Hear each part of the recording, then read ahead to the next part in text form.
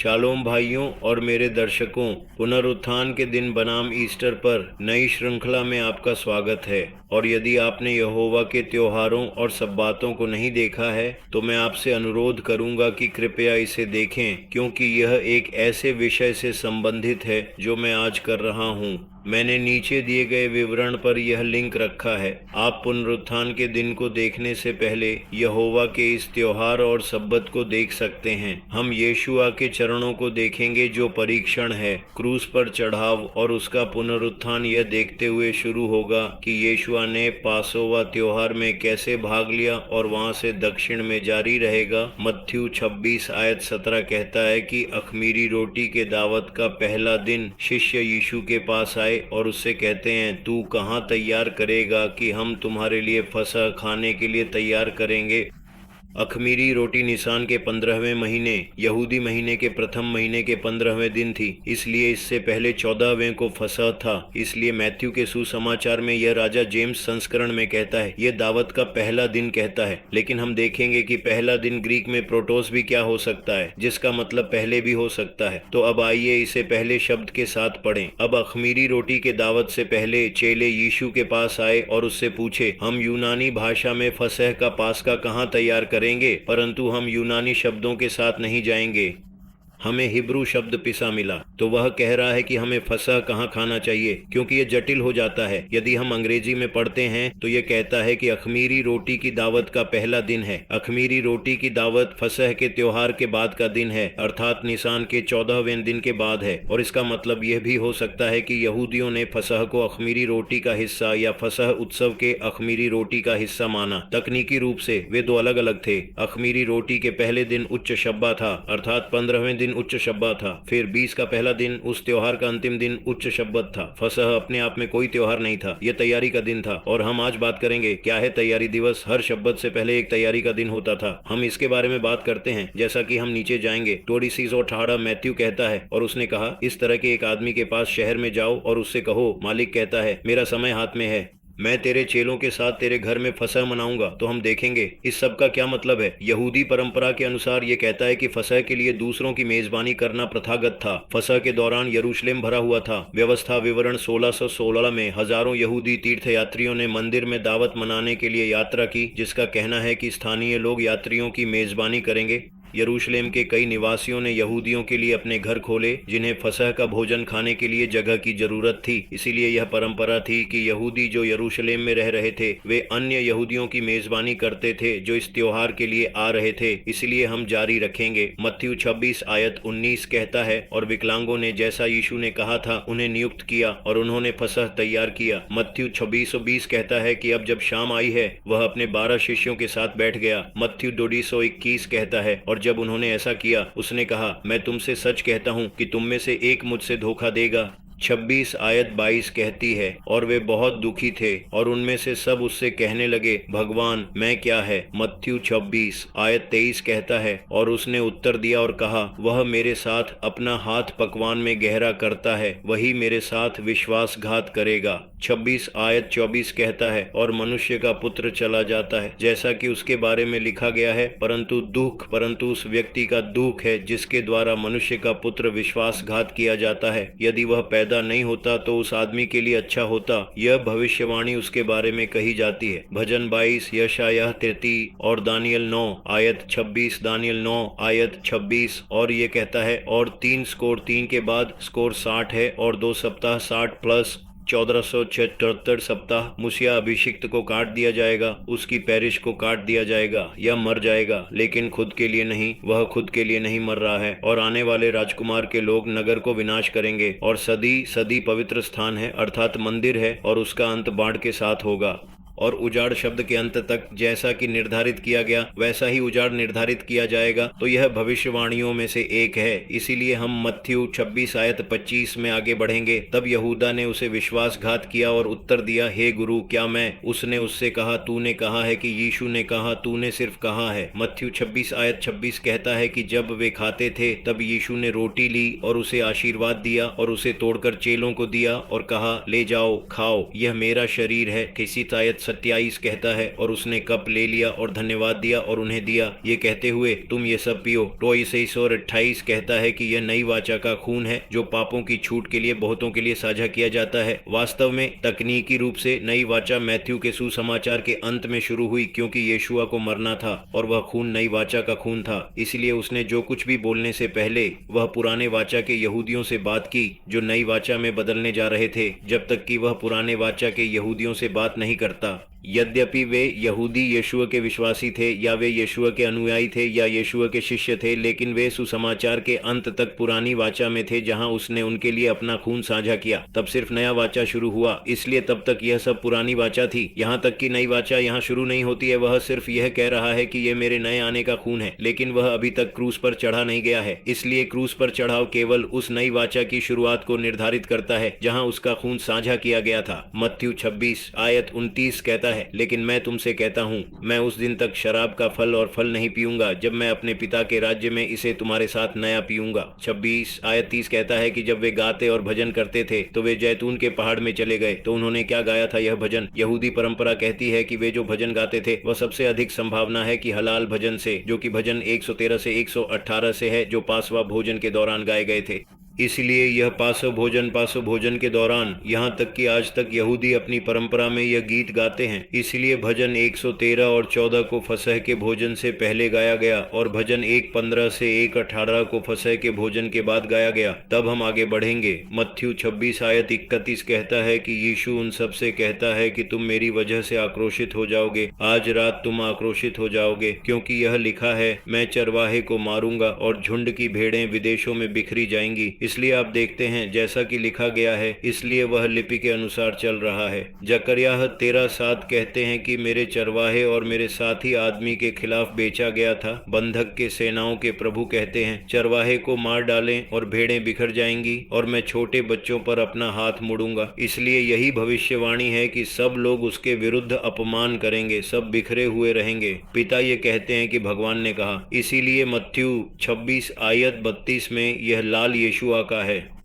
26 आयत 33 कहती है, पीटर ने उत्तर दिया और उससे कहा, हालांकि सभी देखते हैं कि कब, जब यह इटालिक है, कभी भी आप इसे दोनों तरीके से पढ़ते हैं, हालांकि सभी नाराज होंगे, या यद्यपि सभी लोग नाराज होंगे, या यद्यपि सभी लोग नाराज होंगे। मैं इसे न पढ़ना पसंद करूंगा क्योंकि यह अनुवादक द्वारा जोड़ा गया है। तब जब एक भाषा से दूसरी भाषा में अनुवाद, या अनुवाद जब आप एक वाक्य बनाते हैं, उन शब्द से शब्द जब आप लेते हैं, कभी कभी दूसरी भाषा से अनुवाद करने के लिए कोई शब्द नहीं होता है। फिर अनुवादक भाषा के अपने ज्ञान का उपयोग करके शब्द जोड़ता है, इसलिए इस शब्द को इस इटैलिक्स जोड़ा गया है। इसलिए मैं पढ़ूंगा कि यद्यपि सब आक्रोशित होंगे, यह कहूंगा कि यद्यपि सब आक्रोशित होंगे, क्योंकि मैं कभी आक्रोशित नहीं होगा। यहाँ यह कहता है, फिर भी क्या मैं कभी आक्रोशित नहीं होगा? अनुवादक ने कहा है, यह पिछली भाषा में नहीं था, इसलिए मैं साथ जाऊंगा। फिर भी वह कहता है कि मैं करूंगा।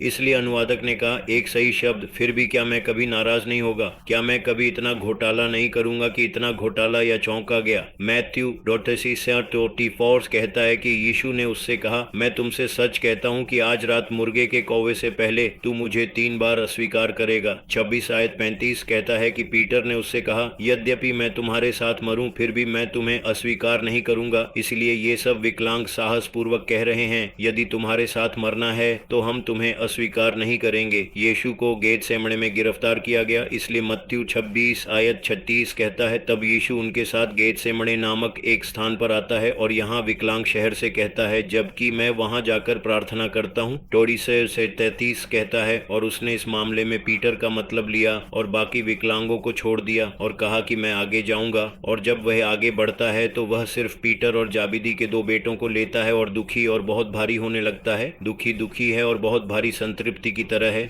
इसलिए हम मैथ्यू 4:21 की पुस्तक में देखेंगे जाबिदी के ये 2 बेटे कौन हैं, और वहां से उसने 2 और भाइयों याबीदी का पुत्र येम्स और अपने भाई योन को अपने पिता याबीदी के साथ एक जहाज में अपने जाल की मरम्मत करते देखा और उसने उन्हें बुलाया। तो ये तीनों चेले कौन हैं जिन्हें यीशु ने आगे ले लिया और दूसरों को पीछे छोड़ दिया? मैथ्यू 12:6-39 कहता है, और वह थोड़ा आगे चला गया और अपने चेहरे पर गिर गया और प्रार्थना करते हुए कहता है, हे मेरे पिता, यदि संभव हो तो यह कप मुझसे निकलने दें, फिर भी जैसा कि मैं चाहता हूँ नहीं, जैसा कि तुम चाहते हो, इस कप को छोड़ दो। यही कारण है कि यह विश्वास विशेष रूप से एक बुरी बात है जो किसी के साथ होगी। फिर भी जैसा मैं चाहता हूँ नहीं, बल्कि जैसा तू चाहता है मुझसे निकल जाओ। इसलिए वह कहता है, जैसा मैं चाहता हूँ, जैसा मेरा इरादा नहीं है। इसका मतलब है कि यीशुआ पिता से प्रार्थना कर रहा है और कहता है, यह विश्वास गुजरने दे। यीशुआ कहता है, पिता, यह मेरी इच्छा नहीं है, यह तुम्हारी इच्छा है। मत्थयु 26:140 कहता है, और वह अपनी इच्छा पर आता है और उन्हें सौ देता है और पीठ से कहता है, वह मेरे साथ क्या नहीं देख सकता है। इसलिए यीशुआ वहाँ पिता के साथ एक के लिए प्रार्थना करता है। मत्थयु 26:41 कहता है, देखो, उसे दूर रखो और प्रार्थना करो कि वह प्रलोभन में प्रवेश न करे, वह बुराई के अनुभव में प्रवेश न करे। आत्मा वास्तव में इच्छुक है, परंतु मांस कमजोर है। यदि आप आत्मा शरीर पर शिक्षण से गुजरते नहीं हैं, और उसके बाद मैंने इस विषय में समझाया है, इसलिए वह कह रहा है कि आत्मा इच्छुक है और मांस कमजोर है। मानव स्वभाव, सार्क 6 सप्ताह 26 आयत 42 कहता है, और वह चला गया और वह दूसरी बार प्रार्थना में चला गया। यह कहता है, हे मेरे पिता, यदि यह भाग्य मेरे पास नहीं हो सकता है, सिवाय मैं इसे पीता हूँ, तो तुम्हारी इच्छा पूरी हो जाती है। तुम्हारा उद्देश्य तुम मुझे पूरा करो, खुशी पूरी हो जाती है। मनुष्य के पुत्र को धोखा दिया गया है। 2446 मनुष्य का पुत्र पापियों की शक्ति में हाथों में दिया गया है। 2446 कहता है, उठो, चलो चलते हैं, देखो वह हाथ में है जो मुझे धोखा देता है।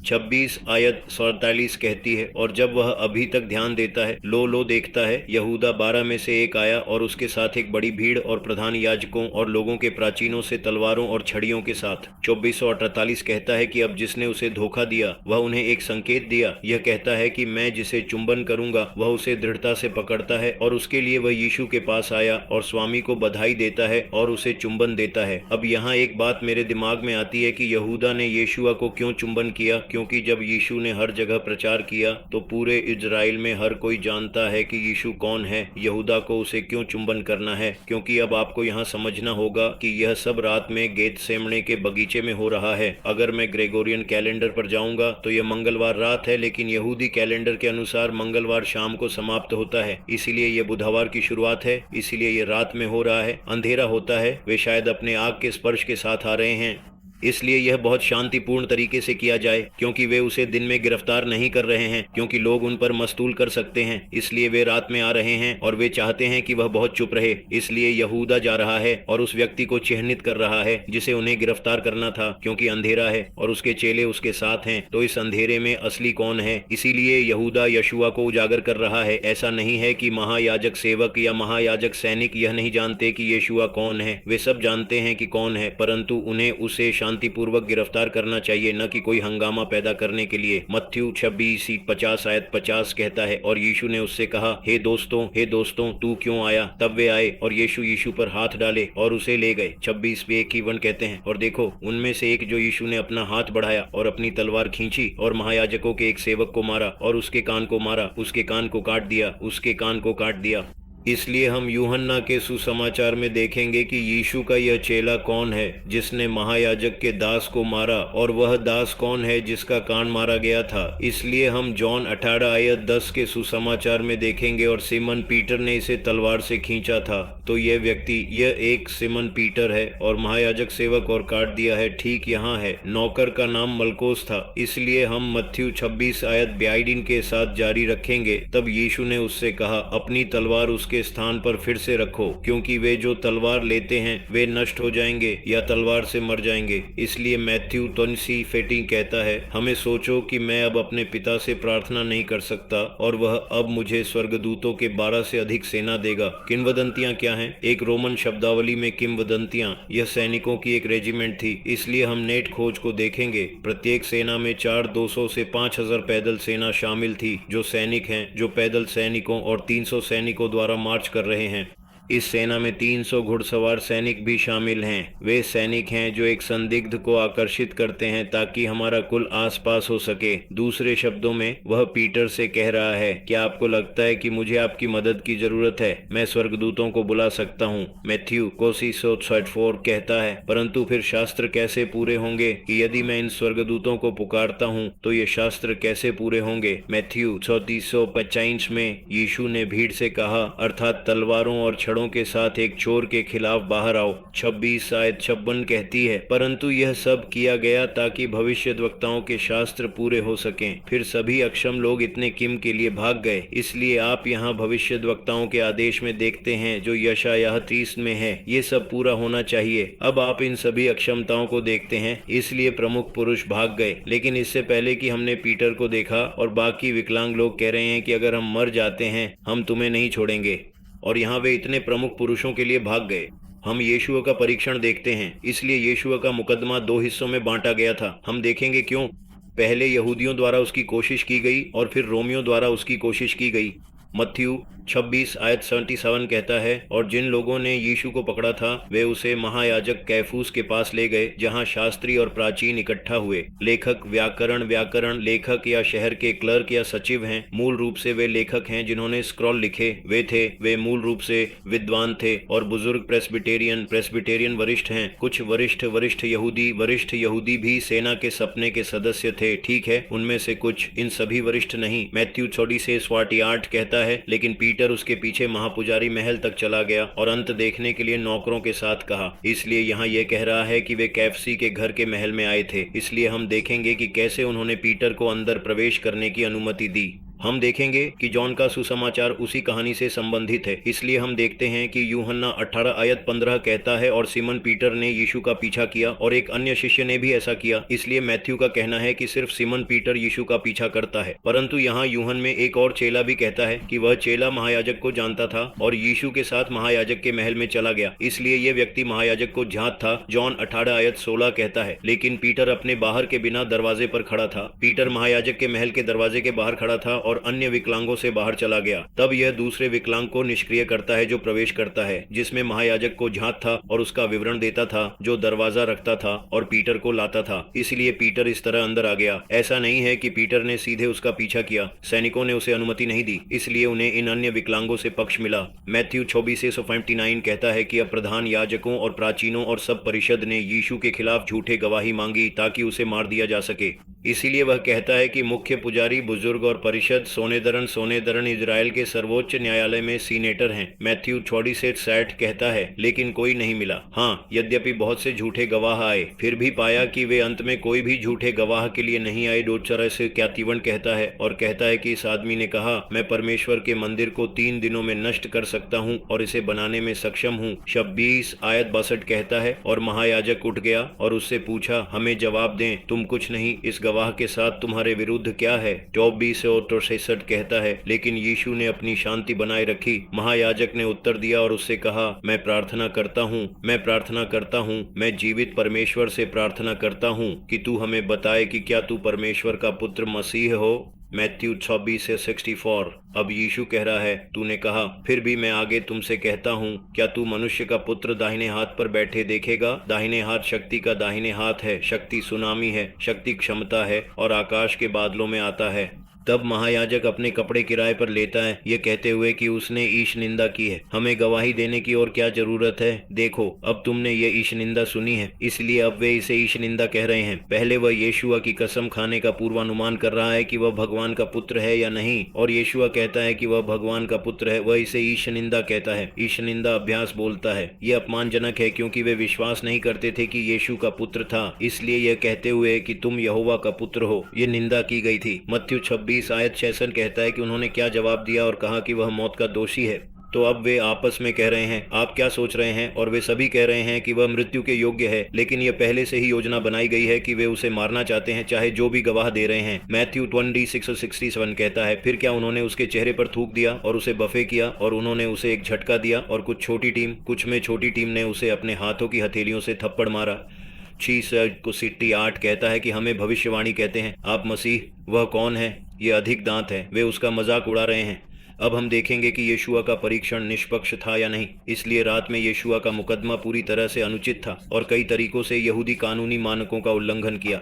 धार्मिक नेता न्याय की मांग नहीं कर रहे थे, उन्होंने पहले ही उसे मारने का फैसला किया था। यह मुकदमा एक शर्म था। शर्म धोखाधड़ी का एक झूठा है जिसे उसकी निंदा करने का झूठा कारण खोजने के लिए डिजाइन किया गया था। इसलिए हम देखेंगे परीक्षणों को रात में नहीं होना चाहिए था। यहूदी कानून सिस्टम संद्रीन को दिन के दौरान मिशना में या संद्रीन 4.1 में परीक्षणों की आवश्यकता होती है। यह अनुमति नहीं है। वे रात में या परीक्षण नहीं कर सकते।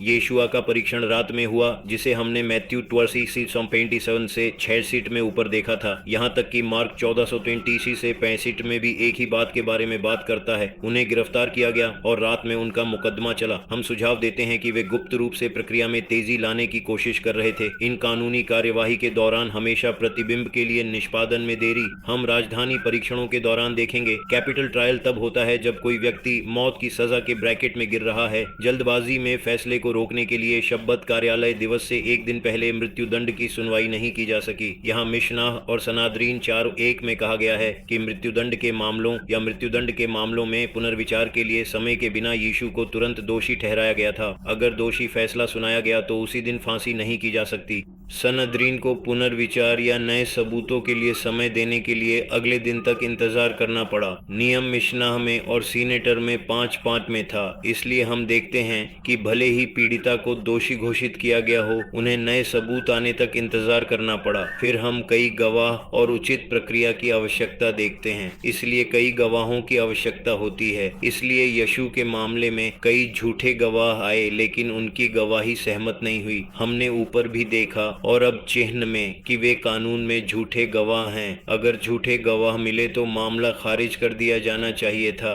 व्यवस्था विवरण 19 आयत 15 में कहा गया है कि एक गवाह किसी व्यक्ति के खिलाफ किसी पाप या पाप के लिए नहीं उठेगा। जो पाप उसने 2 गवाहों के मुंह से या 3 गवाहों के मुंह से देखा है, उस पर एक बात निर्धारित की जाएगी। 19 आयत 16 कहता है, यदि कोई झूठा गवाह किसी व्यक्ति के खिलाफ उठता है और उसके खिलाफ गवाही देता है तो वह गलत है।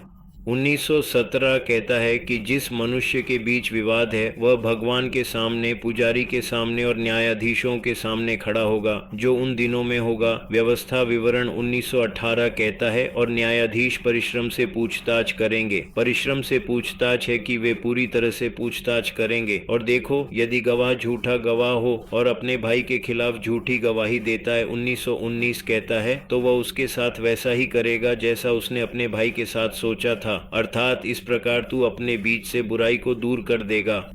19 आयत 20 कहता है, और जो लोग बचे हैं वे सुनेंगे और डरेंगे, और अब से आप में ऐसी कोई बुराई नहीं करेंगे। लेकिन एक फैसला था जहां यह मौत की सजा थी, जहां पीड़ित अगर उसे दोषी पाया जाता है तो उसे मौत की सजा दी जानी थी, और यह झूठा गवाह उसके विरुद्ध झूठा गवाही दे रहा है। यदि न्यायाधीश अपने झूठे गवाह को दोषी पाता है, उसी मृत्युदंड को झूठे तरीके से गवाही देता है जिसे वह झूठे तरीके से गवाही देना चाहता था, तो झूठे गवाह सबके सामने उसी सजा का दोषी होगा, उसे फांसी दी जाएगी। इसीलिए जो लोग इसे देख रहे थे वे डरते थे, वे यह बुराई कभी नहीं करेंगे। व्यवस्था विवरण 1920 कहता है, और जो लोग बचे हैं वे सुनेंगे और डरेंगे, और अब से तुम्हारे बीच ऐसा कोई बुराई नहीं करेंगे। 1921 कहता है, और तब मैं दया नहीं करूंगा, लेकिन जीवन जीवन के लिए चलेगा, आंख के लिए, दांत के लिए, हाथ के लिए, पैर के लिए। हालांकि यीशुआ के मामले में नेताओं और कार्यकर्ताओं ने उसके खिलाफ झूठे गवाह मांगे।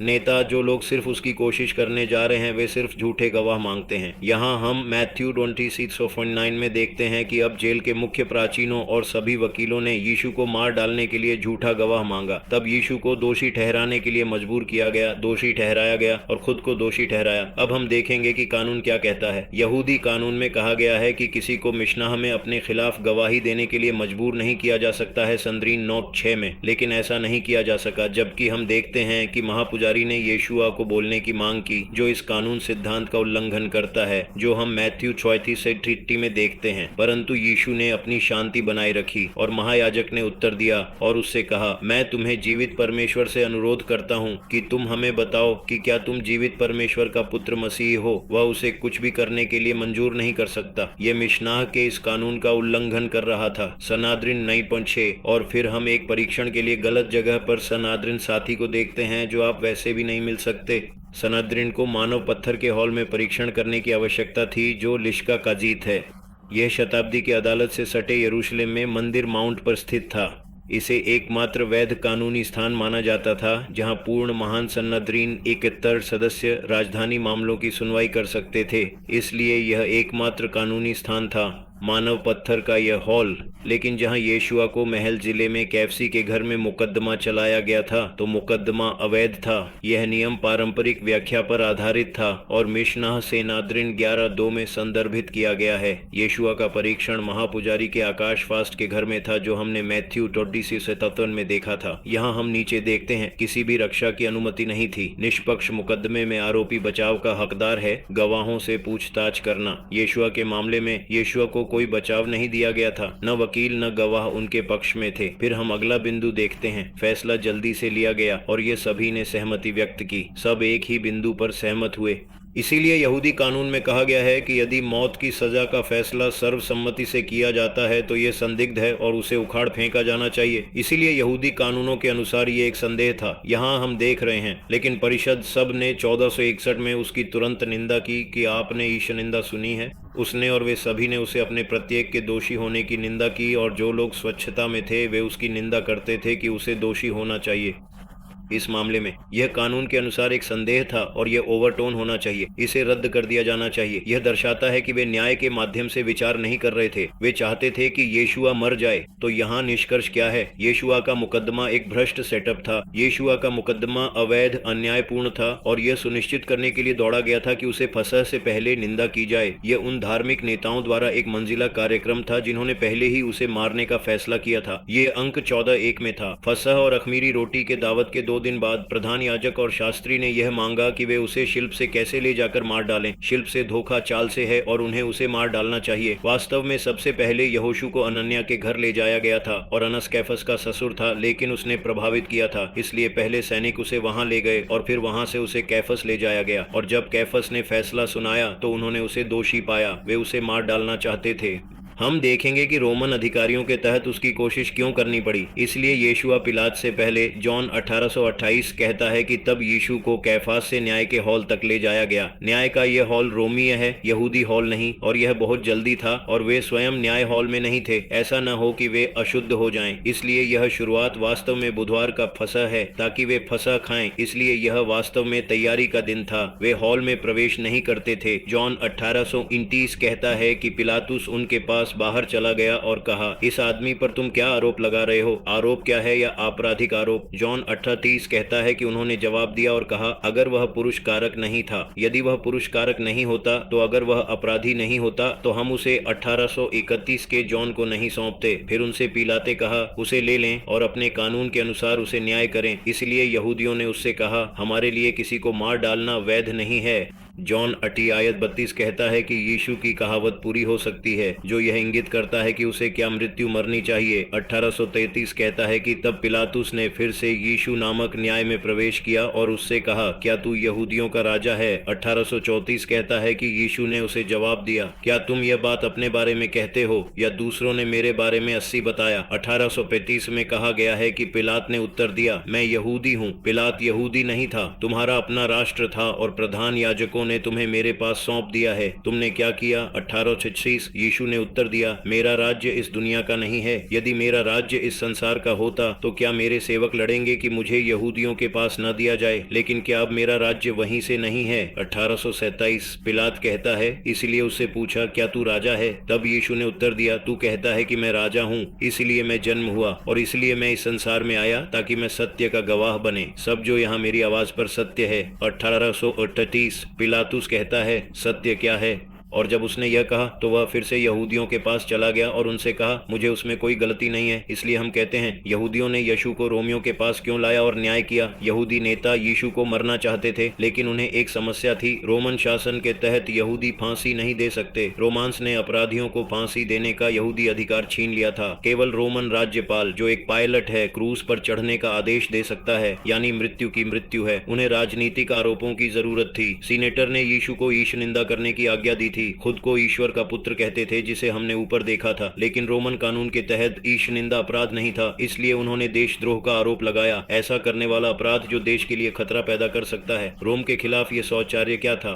लूका 23:2 कहते हैं, और वे उस पर यह कहते हुए आरोप लगाने आए कि हमने यह साथी गरीबी को राष्ट्र में गलत व्याख्या और प्रतिबंधित पाया है। सीजर को श्रद्धांजलि देने के लिए रुक गया है कि वह खुद मसीह राजा है। यीशुआ उन्हें सीजर को कर देने से कभी रोक नहीं देता है। वास्तव में एक बार वे यीशु के पास आए और उसे फंसाने की कोशिश करते हुए यह कहते हुए कि आप और आपके विकलांग सीजर को कर नहीं देते हैं। इसलिए वह विकलांग से कहता है कि पहली मछली पकड़ें और उसके मुंह में आपको एक सोने का सिक्का मिलेगा, उसे उन्हें दें, यह हमारे सभी करों को कवर करेगा। और दूसरी जगह वे उससे पूछते हैं, क्या हमें सीजर को कर देना चाहिए? और वह कहता है, किसका शिलालेख और क्या यह सिक्के पर है, किसका चेहरा है? इसलिए वे कहते हैं कि यह सीजर है। इसलिए वह कहता है कि सीजर का भुगतान जो सीजर का है और भगवान का भुगतान जो भगवान का है। इसलिए उसने कभी नहीं कहा कि भुगतान न करें। लेकिन यहाँ वे उस पर सीजर को श्रद्धांजलि नहीं देने का झूठा आरोप लगा रहे हैं। तीसरा, वे चाहते थे कि यीशुआ को क्रूस पर चढ़ाया जाए, न कि पत्थर मारा जाए। इसलिए यहूदी फांसी आमतौर पर पत्थर मारकर की जाती थी। पीसी लेविटिकस 20:16 में कहता है कि वह प्रभु के नाम की निंदा करता है, इसलिए उन्होंने उस पर ईश्वर निंदा का आरोप लगाया था, यह कहते हुए कि वह परमेश्वर का पुत्र है। निश्चित रूप से उसे मार दिया जाएगा और निश्चित रूप से सारी मंडली उसे और विदेशी को पत्थर से पत्थर मार देगी। और जो देश में पैदा हुआ है वह जब प्रभु के नाम की निंदा करता है तो उसे मार डाल दिया जाएगा, उस जगह की तरह जहाँ स्टेफन उसे पत्थर मारा गया था। वे उसे पत्थर से मार नहीं सकते, वह मृत्युदंड था। उन्हें स्टीवन को पायलट के पास लाना पड़ा, लेकिन उन्होंने ऐसा नहीं किया। उन्होंने उसे वहां मार डाला। लेकिन वे चाहते थे कि यीशुआ को क्रूस पर चढ़ाया जाए। लेकिन यहाँ पुराने वसीयत में भी उनका एक कानून था जिसमें आप किसी व्यक्ति को पेड़ पर लटका सकते हैं, लेकिन पेड़ पर व्यक्ति को यह लटका पत्थर मारने के बाद किया गया था। उसके मरने के बाद उसे पेड़ पर लटका दिया गया था। इसलिए हम यहाँ व्यवस्था विवरण ओक्से 122 में देखेंगे, और यदि किसी आदमी ने मौत के योग्य पाप किया है और उसे मार दिया जाना है और आप उसे पेड़ पर लटका देते हैं, ठीक है, इसलिए एक पेड़ पर लटका देने की मृत्युदंड थी। मेरा मानना है कि यहूदी मृत्युदंड के अनुसार वे किसी व्यक्ति को पेड़ पर लटका सकते हैं। यह पेड़ पर लटका नहीं बल्कि पेड़ पर लटका हुआ था। फांसी लगाने से पहले वे उस व्यक्ति को पत्थरबाजी करते थे और उसके मरने के बाद वे उसे पेड़ पर लटका देते थे। लेकिन मेरा मानना है कि इस मामले में वे उसे पेड़ पर नहीं लटका सकते, क्योंकि वे रोमन शासन में थे। इसलिए रोमन नियम केवल क्रूस पर चढ़ने की अनुमति देता है जो पीड़ित को क्रूस पर डाल रहा है। इसलिए यहूदी फांसी आमतौर पर पत्थर मारकर की जाती थी, जिसे हम लेविटिकस में देखते हैं, और जो प्रभु के नाम की निंदा करता है उसे निश्चित रूप से मार दिया जाएगा। इसलिए अब वे एक अपराध कहते हैं कि उसने प्रभु के नाम की निंदा की, क्योंकि वह खुद को परमेश्वर का पुत्र कहता है और उनके व्यवस्था यहूदी व्यवस्था के अनुसार है। इसीलिए उसे मौत की सजा का सामना करना पड़ रहा था और पूरी मंडली को निश्चित रूप से उसे पत्थर मारना चाहिए। इसीलिए सारी मंडली उसे पत्थर से पत्थर देगी, जैसे एक विदेशी और जो देश में पैदा हुआ है, जब उसने प्रभु के नाम की निंदा की, वह परमेश्वर के नाम की निंदा की, उसे मार डाल दिया जाएगा। व्यवस्था विवरण 2122 में उनके पास एक और कानून था। यदि किसी मनुष्य ने मृत्यु के योग्य पाप किया है और उसे वहां डाल दिया जाए और उसे पेड़ पर लटका दिया जाए, इसलिए पेड़ पर लटकना मौत की सजा थी। परंतु यहूदी व्यवस्था के अनुसार यह मृत्युदंड, वे पहले उसे टोन करेंगे, उसे मार देंगे और फिर वे उसे पेड़ पर लटका देंगे। यह उन दूसरों को दिखाने के लिए था जो ऐसा ही अपराध करने का इरादा रखते थे कि उनका भाग्य इस व्यक्ति के समान होगा। लेकिन यीशु ने भविष्यवाणी की थी कि उसे उठाया जाएगा, जो जॉन 12:32 और 33 में है, निष्पादन के एक रोमन रूप के क्रूस पर चढ़ने को संदर्भित करता है। और यदि मैं पृथ्वी से उठाया जाता हूं तो मैं सब मनुष्यों को मेरे पास आकर्षित करूंगा। 1223 यह कहता है कि वह कौन सी मृत्यु मरना चाहता है। जैसा कि मैंने पहले बात की थी, वे चाहते थे कि उसे अपमानित किया जाए और सार्वजनिक रूप से मार दिया जाए।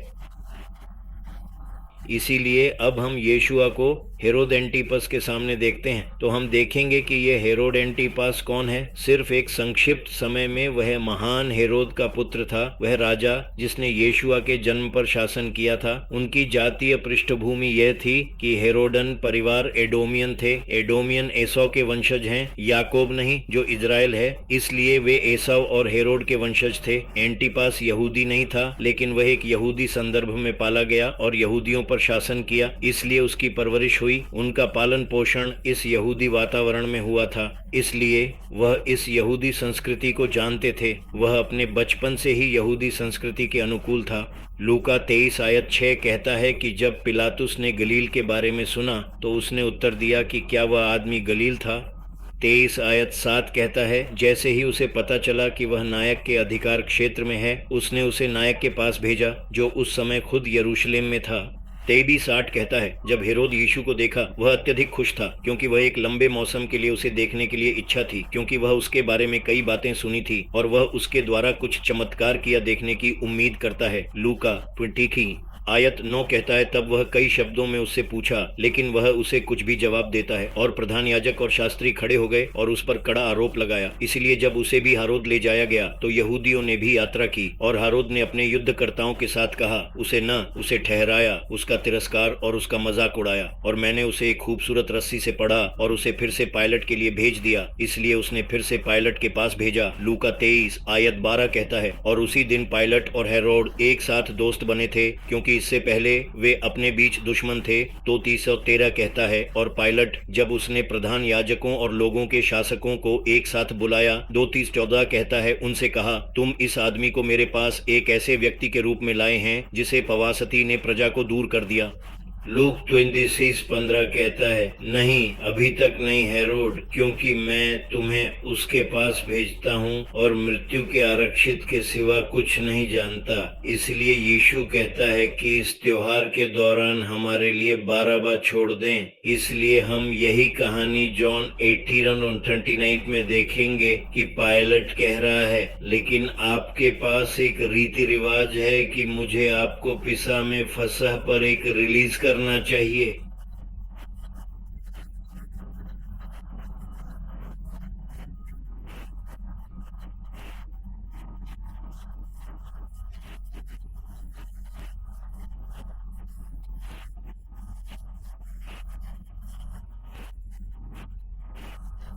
इसलिए हम छोड़ देते हैं कि मैं तुम्हें यहूदियों के राजा को छोड़ देता हूँ। 1840 कहता है, तब वे सब पुनः चिल्लाते हैं कि यह पुरुषों नहीं बल्कि बारअब्बा कहते हैं। अब बारअब्बास जॉन में एक लुटेर था, ये कह रहा है कि बारअब्बास एक लुटेर था, लेकिन यहाँ वह कह रहा है कि उसने एक विद्रोह पैदा किया और उसने विद्रोह के दौरान किसी को भी मार डाला। ल्यूक 23:20 कहता है, पायलट इसलिए उन्हें फिर से यीशु का धब्बा छोड़ने के लिए तैयार है। ल्यूक 2:21 कहता है, लेकिन वे चिल्लाते हुए उसे क्रूस पर चढ़ाएं, उसे किसी चीज के माध्यम से एक स्पष्ट वस्तु को धक्का देने के लिए क्रूस पर चढ़ाएं।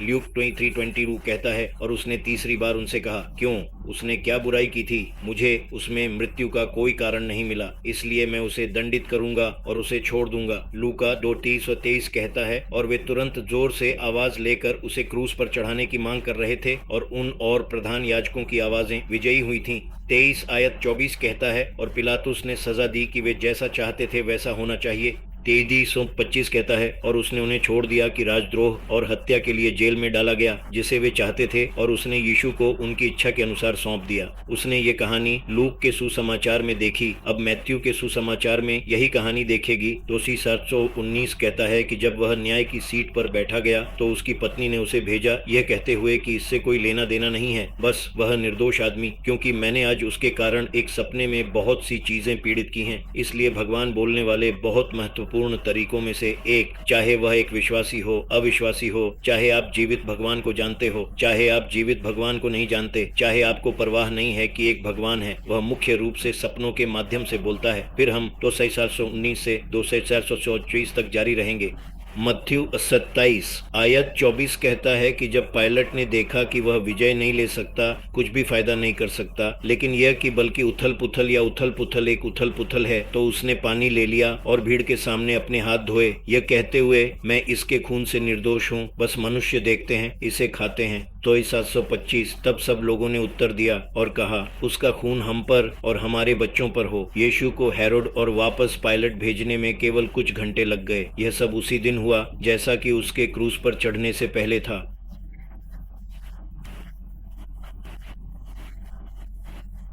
इसलिए अब हम मत्थयू अध्याय 27 आयत 26 के सुसमाचार में यीशु का उपहास और उपहास देखेंगे कि तब उन्होंने उन्हें बारअब्बा छोड़ दिया, और जब उसने यीशु को मार डाला था, तब यूनानी में संकट नाजुक होता है और लैटिन में फागलम होता है। जब उसने यीशु को कोड़ा मार दिया, तब उसने उसे क्रूस पर चढ़ाया और पकड़ा दिया था। तो हम देखेंगे कि फेलिगेशन का रोमन संकट क्या था। ठीक है, कोड़े, कफ या फेगुलम, फगुलम, लैटिन फागुलम, हड्डियों के टुकड़ों, धातु के तेज टुकड़ों और सीसा की गेंदों से बंधे कई चमड़े की पट्टियों के साथ एक छोटा हैंडल हुआ कोड़ा। इसे त्वचा में गहरी चोट के माध्यम से फाड़ने, मांसपेशियों और यहाँ तक कि हड्डियों को उजागर करने के लिए डिजाइन किया गया था। इसीलिए यह कोड़ा मांसपेशियों को भी उजागर करेगा और यहाँ तक कि हड्डी को भी उजागर करेगा। यह धातु के टुकड़ों, सीसा की गेंदों और हड्डियों के टुकड़ों के साथ कोड़ा था, इसलिए इसे त्वचा के माध्यम से फाड़ने के लिए डिजाइन किया गया था। चोट गहराई से मांसपेशियों और यहाँ तक कि हड्डियों को इस तरह से नहीं उजागर करता है। यह तुम्हारी हड्डियों से भी बदतर है। तुम्हारी रीढ़ की हड्डी इसैयाह की पुस्तक में देखी जा सकती है कि 50 से 14 थी और बहुत से लोग हैरान थे। वे अपने माता पिता के चेहरे से बहुत हैरान थे, या उसका दिखना किसी भी आदमी से अधिक विकृत था, किसी जीवित आदमी से अधिक, और उसका स्वरूप, उसका आकृति, उसका शरीर, उसका आकार मनुष्य के पुत्र से अधिक, किसी से अधिक मतलब है कि उसका स्वरूप इतना विकृत था और उसके शरीर का रूप इस दुनिया में किसी भी व्यक्ति से अधिक विकृत था। कोडिसी 328 कहता है, और उन्होंने उसे उतार दिया और उस पर एक धोया हुआ वस्त्र पहना। मैथ्यू 26:29 कहता है, और जब उन्होंने प्लेट किया क्या यह मुड़ा हुआ है या घुमाया है, तो उन्होंने कांटों का मुकुट लगाया, उसे उसके सिर पर और उसके दाहिने हाथ में एक ईख लगाया, और उन्होंने उसके सामने घुटने में झुककर उसका मजाक उड़ाया और कहा, यहूदियों के राजा को बधाई दें। अब हम कोलकाता या कैलवरी में क्रूज पर चढ़ाव देखेंगे। मैथ्यू 19:732 कहता है, और जब वे बाहर आए तो उन्हें एक शांत सिमन का नाम मिला।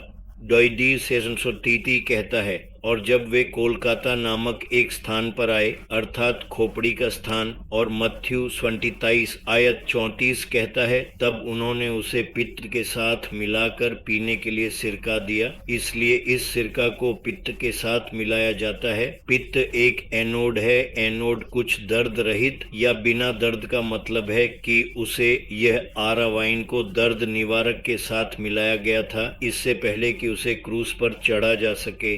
तब हम लूका 23:32 के सुसमाचार में देखेंगे, और 2 अन्य पुरुषकारक भी थे। पुरुषकारक अपराधियों को उसके साथ हत्या के लिए लाया गया है। तोसीटीज 33 कहता है, और वे एक ऐसी जगह पर आए जिसे कैलवरी कहा जाता है, वहां उन्होंने उसे क्रूस पर चढ़ाया। इसलिए जब वे कैलवरी पर आए, ग्रीस क्रैनियम में कैलवरी जो खोपड़ी है, ठीक है, वही जगह पिछले सुसमाचार में थी। हमने देखा कि इसे कोलकाता कहा जाता था। वहां उन्होंने उसे और पुरुष कारकों को एक दाहिनी ओर और दूसरी बाईं ओर क्रूस पर चढ़ाया। लूका 33। तब कहा कि यीशु पिता उन्हें क्षमा कर दें, क्योंकि वे नहीं जानते कि वे क्या करते हैं। और उन्होंने उसके कपड़े अलग कर दिए और लूक से लौटियां डाली। हम यूहन्ना 19:23 का सुसमाचार देखेंगे। तब जब सैनिकों ने यीशु को क्रूस पर चढ़ाया, तब उसके कपड़े ले लिया और प्रत्येक सैनिक को 4 भागों और अपने दरबार को अलग कर दिया। 19:24 कहती है कि वे कहते हैं, इसलिए हमें इसे वापस न बांधें, हमें इसे फाड़ें, बल्कि उसके लिए लोटियां डालें, जिसके लिए शास्त्र पूरा हो जाएगा, जो कहते हैं कि उन्होंने मेरे रेमंड को मेरे वस्त्र के लिए उनके बीच अलग कर दिया। उन्होंने इन चीजों को भगवानों को डाला। इसीलिए सैनिकों ने ऐसा किया। वे भजन 20 से 18 का उद्धरण दे रहे थे। वे पार्टी करते हैं, मैंने उनके बीच अपनी टिप्पणियां की और अपने कपड़ों के लिए, अपने वेशर के लिए लॉर्ड कंकड़ डाला। इसलिए आप देखते हैं कि यीशुआ शास्त्र के अनुसार जा रहा था। वह उस पैटर्न का पालन किया गया था, वह पटकथा जो पुराने वसीयत में उसके बारे में लिखी गई थी। जॉन 19:25 कहता है कि अब वे क्रूस के पास खड़े थे। उसकी माँ यीशु और उसकी माँ बहन मरी क्लीव्स की पत्नी और मरी मैगदलेन 19:25 कहता है, और यीशु इसलिए अपनी माँ और शिष्यों को देखा जिनसे वह प्यार करता था। वह अपनी माँ से कहता है, हे स्त्री, देखो तेरा पुत्र। 19:27 तब वह शिष्य से कहता है, देखो तेरी माँ। और वहां से वह विकलांग उसे अपने घर ले गई, और अपने घर में इटैलिक है ताकि उसे अपने ही के रूप में पढ़ा जा सके। वह उसे ले जाने की जरूरत नहीं है। इस घर को अनुवादक ने सहायता दी। जॉन 19:28 इसके बाद कहता है, यीशु यह जानते हुए कि सब चीजें पूरी हो गई हैं कि शास्त्र पूरा हो सकता है, कहो मुझे प्यास है। अब वह फिर से शास्त्र के लिए जा रहा है, वह स्क्रिप्ट का पालन कर रहा है। 1929 कहता है कि अब उन्हें सिरका से भरा एक बर्तन बनाया गया था और उन्होंने एक स्पंज को सिरका से भर दिया और उसे एक हिसोप पर डाल दिया और उसके मुंह में डाल दिया। ये दूसरी बार है जब वे उसे दे रहे हैं। पहली बार यह सिरका सावन कोयले के साथ मिलाया गया था, यह दर्द निवारक था।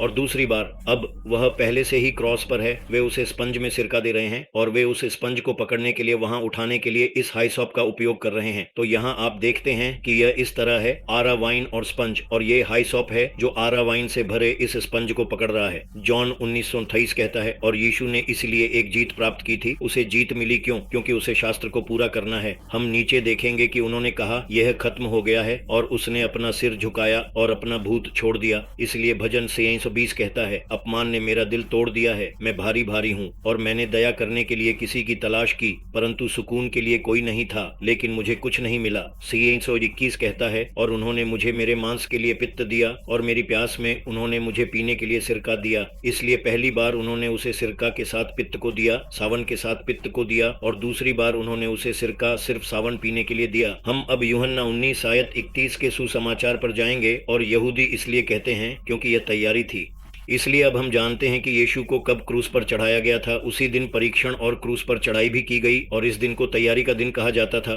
तो हम देखेंगे कि तैयारी का दिन क्या है। यह तैयारी थी कि शरीर सप्त के दिन क्रूस पर नहीं रहना चाहिए, क्योंकि सप्त का दिन एक उच्च सप्त उच्च दिन था। इसलिए यह भी ध्यान में रखें कि हमने पायलट को देखा कि उनके पैर टूट सकते हैं और उन्हें दूर ले जाया जा सकता है। 1932 जॉन कहता है कि फिर आया और फिर पहले और दूसरे के पैर तोड़ सकते हैं जो उसके साथ क्रूस पर चढ़ा गया था।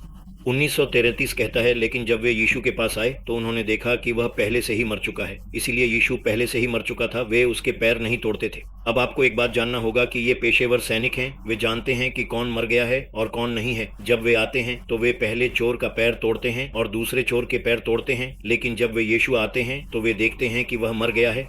जॉन 1934 कहता है, लेकिन भाला PS3 पक्ष के साथ सैनिकों में से एक और, जिसके लिए वहां खून और पानी बाहर आया। खून और पानी क्या निकला? जो भी खून बचा हुआ था वह सब बाहर निकला और उसके बाद पानी बह गया। लैटिन पश्का में कहा जाता है, एक आम सौदा जिसे अक्सर रोमन सैनिकों द्वारा पिया जाता था, वह एक सस्ता सौदा था जो पानी और या हब के साथ मिलाया जाता था, जो लंबी घड़ियों या क्रूज पर चढ़ाई के दौरान प्यास बुझाने के लिए उपयोग किया जाता था। इसलिए यह दूसरी बार था जब यीशुआ को केवल यह सौदा दिया गया था।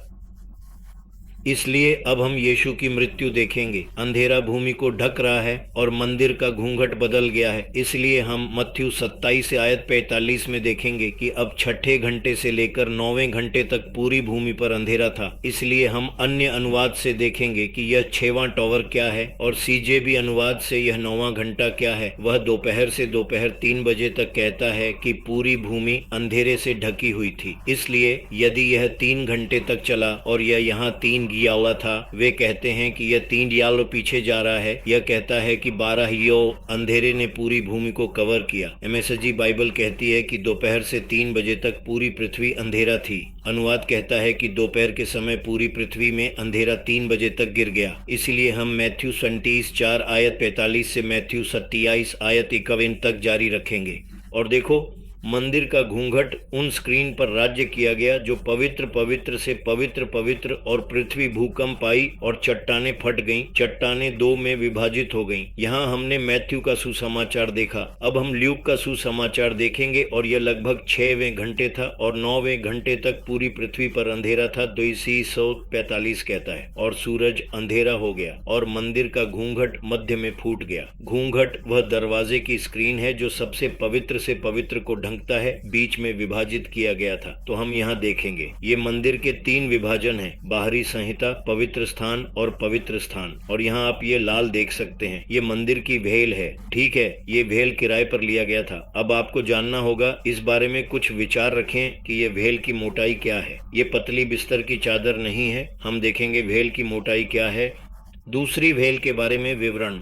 ये दूसरी मंदिर भेल है, क्योंकि मूल रूप से यह तंबू के तंबू में थी जब वे रेगिस्तान सिनाई को पार कर रहे थे, लेकिन बाद में यह मंदिर में था। पहला मंदिर नष्ट हो गया जिसे सुलेमान ने बनाया था, और फिर यह दूसरा मंदिर है। जब एजरा के समय वे वापस आते हैं तो वे एक दूसरा मंदिर बनाते हैं, तो ये दूसरा मंदिर है। भेल का विवरण तल्मो योग 74a अल्प विराम 52b के अनुसार है। मोटाई लगभग 10 सेंटीमीटर की चौड़ाई थी, तो ये 10 था, इसलिए आप इसे स्क्रीन पर देख सकते हैं। यह यहाँ से यहाँ तक लगभग 10 सेंटीमीटर दूर है, इसलिए यह मोटी भेल थी। भेल इतनी मोटी थी, इसकी ऊंचाई करीब 18 मीटर और चौड़ाई 9 मीटर थी। सामग्री नीला, बैंगनी, लाल रंग और ठीक लिनन बुना हुआ था, जो हम निर्गमन 231 में देखते हैं। और तू नीले, बैंगनी और लाल रंग से घूंघट बनाएगा और चालाक काम से बारीक लिनन करूबों से बनाएगा। यह एक बड़ा भारी बुना हुआ पर्दा था जिसे मानव हाथों से फाड़ना असंभव था। सड़क पर रखने के लिए इसे ले जाने में कई पुजारियों ने भाग लिया। लूका 2:46 का सुसमाचार कहता है, और जब यीशु ने जोर से चिल्लाया तो उसने कहा, हे पिता, मैं अपनी आत्मा को हाथों में आज्ञा देता हूँ। आज्ञा है कि मैं अपनी आत्मा के सामने रखता हूँ या कहता हूँ। उसने अपना भूत छोड़ दिया। पिता के हाथ में अपनी आत्मा की आज्ञा देकर उसका समय समाप्त हो गया। उसका समय समाप्त हो गया। वह सांस निकालता है। अब हम देखेंगे, रोमन सेंचुरियन ने घोषणा की, यीशु यहोवा का पुत्र है। मार्क 1529 कहता है, और जब उस शताब्दी के विरुद्ध खड़ा था जो उसके विपरीत उसके विरुद्ध था, देखा कि वह चिल्लाता है और अपना भूत छोड़ देता है, तो उसने सच में कहा कि यह आदमी परमेश्वर का पुत्र है। यह रोमन सेंचुरियन की घोषणा थी। एक सेंचुरियन 100 सैनिकों का कप्तान है, इसलिए वह भी उपस्थित था। और जब उसने इस घटना को अपनी आंखों के सामने जीवंत देखा तो उसने घोषित किया कि यीशु परमेश्वर का पुत्र है। इसलिए हम देखते हैं कि यीशुआ को दफनाया गया है। मत्थयू 2:47 कहता है कि जब यीशु आया तो वहां आरिमत्य का एक अमीर आदमी आया। आरिमत्य कुछ नहीं है सिवा पुराना बाइबल का नाम जोसेफ नाम का राम, जो खुद यीशु का अनुशासन भी था। मत्थयू 27:68 कहता है कि वह पिलात के पास गया और यीशु के शरीर और शरीर सोमा से भीख मांगी कि वह यीशुआ के शरीर के लिए पूछा गया है। मैथ्यू 27:59 कहता है कि तब पिलाट ने शव को वितरित करने का आदेश दिया, और जब योसेफ ने शव ले लिया तो उसने उसे साफ लिनन कपड़े में लपेटा। तो 1760 कहता है, और उसे अपने कब्र में रखा जिसे उसने चट्टान से बाहर रखा था, और उसने एक बड़ा पत्थर सेपल नदी के प्रवेश द्वार पर लुढ़का और चला गया। और मैथ्यू 2:61 कहता है, और मरी मैगदालेन और दूसरी मरी विरोधियों के खिलाफ कब्र पर बैठी थी। इसलिए मैथ्यू का सुसमाचार यहाँ उसी कहानी को दोहराया जाएगा। यूहन्ना का कॉल 19:38 कहता है, और अरीमा के योसेफ के बाद यीशु का शिष्य है, लेकिन गुप्त रूप से निजी तौर पर यहूदियों के डर से किसी और को नहीं पता था। बेसॉट से पूछा या अनुरोध किया जाता है पायलट कि वह यीशु का शरीर ले सकता है, और पायलट ने उसे छुट्टी दी, उल्टी कर दी, और वह आया और यीशु का शरीर ले लिया। और अब हम देखते हैं कि 19:29 में जॉन के सुसमाचार में और अधिक जानकारी जोड़ी गई है, और वे निकोडेमस भी आए जो पहले रात में यीशु के पास आया और लगभग 100 पाउंड वजन के साथ कीचड़ और एलोस का मिश्रण लाया।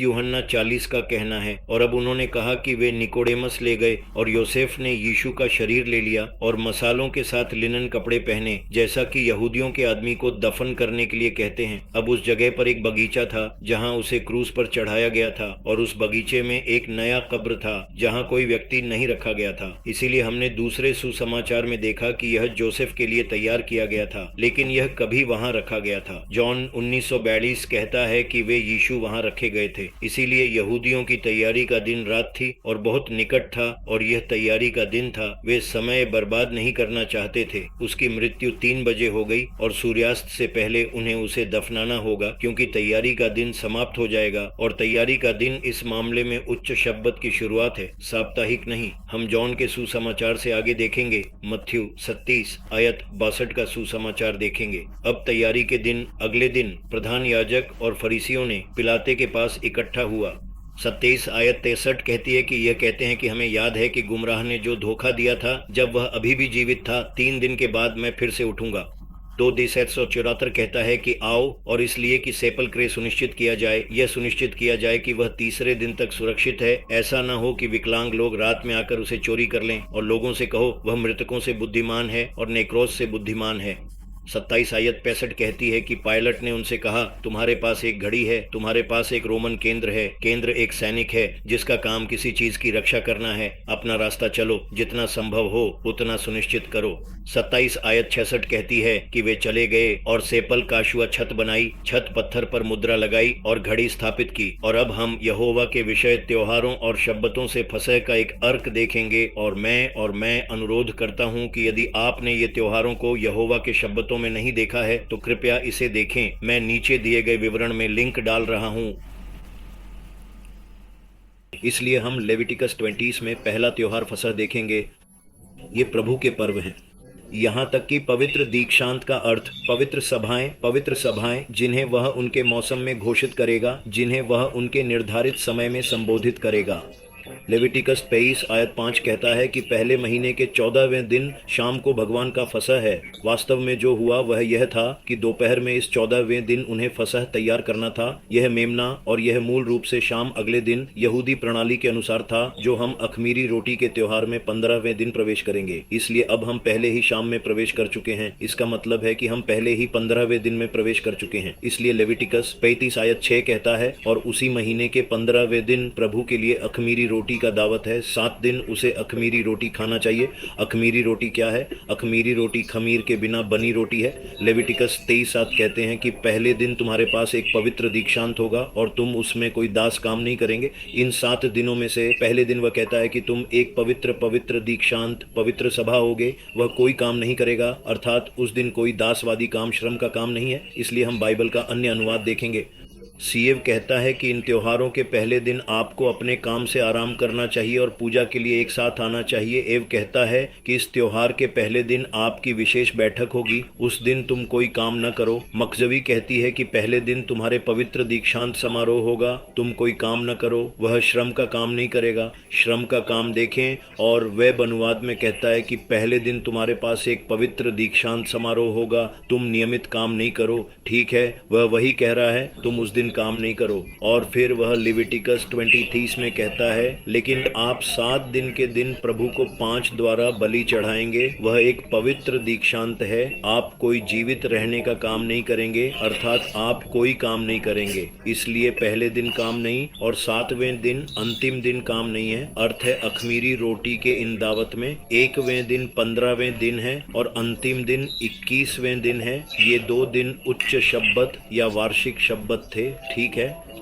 जबकि फसह, हालांकि एक त्योहार फसह होने के कारण केवल एक तैयारी का दिन था, किसी भी सप्त से पहले तैयारी का दिन है। ठीक है, इसलिए यह फसह के मेमने को तैयार करने के लिए था। यह निसान के पहले महीने अर्थात 14वें दिन फसह, ठीक है, और 15वें दिन उच्च शब्बत था और 21वें दिन फिर से उच्च शब्बत था। इसलिए अब नीचे हम फसह की कहानी देखेंगे। हम देखेंगे कि यह त्योहार क्या है और ईश्वर ने यहूदियों को अपनी पूरी पीढ़ी में अपना त्योहार आयोजित करने का आदेश क्यों दिया है। हम इस त्योहार का महत्व देखेंगे। इसलिए निर्गमन 12:1 में कहता है, और प्रभु ने मिस्र देश में मूसा और हारून को यह कहते हुए, तो कौन धब्बा देता है। प्रभु ने मूसा और हारून से कहा, यह महीना तुम्हारे लिए महीनों की शुरुआत होगी, यह आपके लिए वर्ष का पहला महीना होगा। हम देखते हैं कि बाइबल कैलेंडर प्रणाली निर्गमन 12:2 में शुरू हुई और किसने उसे निर्धारित किया? खुद भगवान। इसलिए निर्गमन 12 आयत 3 में कहता है, इजराइल की सारी मंडली से कहो, इस महीने के 10वें दिन अपने पिता के घर के अनुसार प्रत्येक व्यक्ति को एक मेमने, एक घर के लिए एक मेमने ले जाएगा। निर्गमन 12 आयत 4 कहता है, और यदि घर मेमने के लिए बहुत कम है तो उसे और उसके घर के पास के उसके पड़ोसी आत्माओं की संख्या के अनुसार ले लें। हर व्यक्ति अपने खाने के अनुसार मेमने के लिए अपनी गिनती करेगा। इसलिए यहाँ वह कह रहा है, अगर परिवार मेमने के लिए बहुत छोटा है तो वह इसे अगले दरवाजे के पड़ोसी के साथ साझा कर सकता है। हर व्यक्ति अपने खाने के अनुसार गिनती करेगा, अनुमान लगाएगा या मात्रा की गणना करेगा। निर्गमन 12:5 कहता है कि आपका मेमना बिना दोष और बिना दोष होगा। यह सही होना चाहिए, यह पूरा होना चाहिए। दूसरे शब्दों में यह बिना दोष होना चाहिए। 1 वर्ष का पुरुष उसे भेड़ या बकरी से निकालेगा, इसलिए यह भेड़ या बकरी हो सकती है। निर्गमन 12 आयत 6 में यह कहता है, और तुम इसे उसी महीने के 14वें दिन तक रखेंगे और इस्राएल की मंडली की पूरी सभा इसे शाम में मार देगी। यहाँ हम निर्गमन 12 आयत 3 में देखते हैं कि महीने के 10वें दिन वे एक मेमना लेंगे, और निर्गमन 12 आयत 6 में कहता है कि 14वें दिन शाम को वे उसे मार देंगे। यहाँ मैं इस बात पर जोर देना चाहता हूँ कि शाम को आप में से कुछ भ्रमित हो सकते हैं कि हाँ, हमें बताया जाता है कि शाम को शब्बत की शुरुआत हमें कुछ भी तैयार नहीं करना चाहिए, तो वे यहाँ कैसे कह रहे हैं कि आपको इसे शाम को मारना चाहिए, इसलिए हम शाम को तैयार करेंगे। लेकिन यहाँ इसका मतलब शाम के बीच, दांग के बीच भी हो सकता है। यहाँ हम फिनिडिक्स कमेंट्री में देखेंगे कि 2 शाम के बीच यहूदियों के 2 शाम थे। पहला दोपहर 3 बजे था जब शाम का बलिदान मारा गया था, और दूसरा सूर्यास्त के पास शाम 6 बजे था। और मैथ्यू 2:46 में ये कहानी कहती है, और 9वें के बारे में यीशु ने जोर से चिल्लाया और कहा, एली एली लामा साबक्तिनी, अर्थात मेरे भगवान तूने मुझे क्यों छोड़ दिया। इसलिए हम नए नियम में जानते हैं यहू कि यीशु फसह का मेमना था। इसे क्रूस पर फसह के मेमने के रूप में बलिदान किया गया था। यहाँ ये किंग जेम्स संस्करण में कह रहा है कि यह 9वां कह रहा है, लेकिन बाइबल का अनुवाद सीजेबी के बारे में 3 एरव के बारे में कहता है, जीएनबी के बारे में 3 एरव के बारे में कहता है, जीडब्ल्यू बाइबल के बारे में 3 एरव के बारे में कहता है, एनएलटी के बारे में 3 एरव के बारे में कहता है। हाँ, यीशुआ 9वें में जोर से आवाज से रोता है। वह दोपहर 3 बजे है। 46 से हम मत्थयू 27 आयत 50 पर कूदते हैं, और वह कहता है कि जब यीशु ने जोर से आवाज के साथ फिर से रोया था तो उसने अपने भूत को छोड़ दिया, मतलब है कि उसने अपनी आत्मा को छोड़ दिया। तब 3 बजे उसकी मौत कितनी बजे हो गई। इसलिए यहाँ कुछ विद्वानों का मानना है कि यह शाम नहीं था, यह शाम के बीच था। यहूदी शाम जो शाम 3 बजे से और दूसरी शाम 6 बजे है, उनका मानना है कि यह इस समय के बीच है कि आप तैयारी कर सकते हैं। दूसरे निर्गमन 12:16 उच्च या वार्षिक शब्द पर भोजन तैयार करने की अनुमति देता है। तो दूसरा सिद्धांत यह है कि निर्गमन 12:16, जिसे हम निर्गमन के अध्याय 12 में देखेंगे, जब हम नीचे जाते हैं तो हम देखेंगे कि उच्च शब्बत ने भोजन तैयार करने की अनुमति दी, लेकिन साप्ताहिक शब्बत में जो 7वें दिन शब्बत है, आप कोई भोजन तैयार नहीं कर सकते। लेकिन उच्च शब्बत, वार्षिक शब्बत या वार्षिक शब्बत, आपको भोजन तैयार करने की अनुमति दी जाती है। हम इसे देखेंगे क्योंकि हम निर्गमन 12:16 में नीचे जाते हैं। ये 2 सिद्धांत हैं प्लस 12:7, और वे खून को उतार कर दरवाजे की ओर और उन घरों के ऊपरी खंभे पर मारकर खा लेंगे जहां वे इसे खाएंगे और अपने आप से निकल जाएंगे। और वे रात में मांस खाएंगे। जब रात में मांस खाएंगे तो आग और अखमीरी रोटी से भुना दें। वह रात में इसे कैसे खाएगा? उसे आग से भुनेगा, और खमीर के साथ रोटी नहीं हो सकती, यह निषिद्ध था। और वे इसे कड़वा जड़ी बूटियों से खाएंगे। निर्गमन 12:9 कहता है, खाओ, कच्चे न खाओ, न लुढ़का न लूढ़ा पानी से उबाला जाता है, लेकिन उसके सिर और पैर और उसके प्रासंगिक रूप से आग से भुना जाता है। प्रासंगिक उसका अंदर के भाग हैं।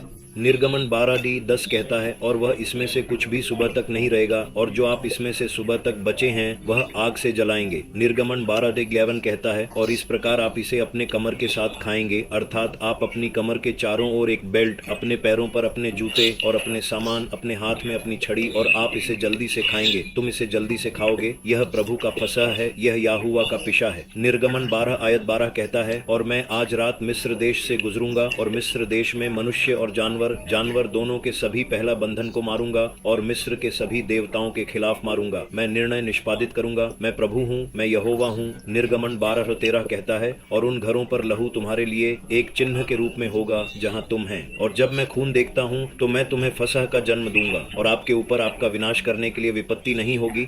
जब मैं मिस्र की भूमि को मारता हूँ, अर्थात ये खून तू जो दरवाजे की खंभे पर रखने जा रहा है, वह घरों पर एक संकेत होगा। इसलिए यहोवा कहता है, जब मैं यह लहू देखता हूँ तो मैं तुम्हें फसह का जन्म दूंगा। इसलिए यह फसह का नाम यह है कि भगवान के इस कार्य से आया है कि घर से गुजरते हुए यह उसे नहीं मारता है। और जब मैं मिस्र की भूमि को मारता हूँ तो आपके ऊपर आपका मल्लू नहीं होगा, और आपका मल्लू तुम्हारे लिए एक स्मारक होगा। पहले दिन भी तुम अपने घरों से खमीर निकाल देंगे, क्योंकि जो कोई खमीर की रोटी खाता है वह पहले दिन से 7वें दिन तक उस आत्मा को इजराइल से काट दिया जाएगा। इसलिए अब हम निर्गमन 12 आयत 16 में देखते हैं कि यह कहता है, और पहले दिन एक पवित्र दीक्षांत समारोह होगा। पहला दिन पवित्र सभा होगी, पवित्र सभा होगी, पवित्र पढ़ना होगा, और 7वें दिन तुम्हारे लिए पवित्र दीक्षांत होगा। उनमें कोई काम नहीं किया जाएगा। मूल रूप से हम अब जानते हैं कि फसह के बाद केवल एक रोटी के त्योहार के दौरान पहला दिन निसान की 15वीं और 21वें दिन जो 7वें दिन है वे उच्च शब्बत थे। यहाँ कोई काम की अनुमति नहीं थी। ये क्या कहता है? एक अपवाद है जो हर मनुष्य को खाना चाहिए, जो केवल तुम्हारे साथ किया जा सकता है।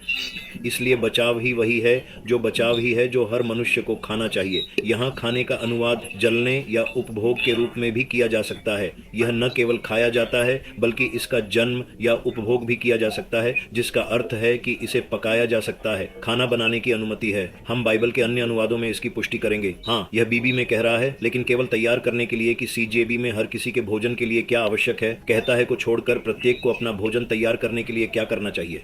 आप केवल ऐसा कर सकते हैं। इसलिए यदि तैयारी की अनुमति दी गई थी तो ईआरबी कहता है कि आप केवल एक काम कर सकते हैं, अपने भोजन के लिए भोजन तैयार करना है। जीएनबी में यह कहता है लेकिन आप भोजन तैयार कर सकते हैं। जीडब्ल्यू बाइबल में यह कहता है कि अपना भोजन खुद तैयार करने के सिवाय, दूसरे शब्दों में उच्च शब्बत या वार्षिक शब्बत के दौरान भोजन तैयार करने की अनुमति देता है। लेकिन साप्ताहिक शब्बत ने इसे पूरी तरह से प्रतिबंधित कर दिया। आप किसी भी भोजन की तैयारी नहीं कर सकते।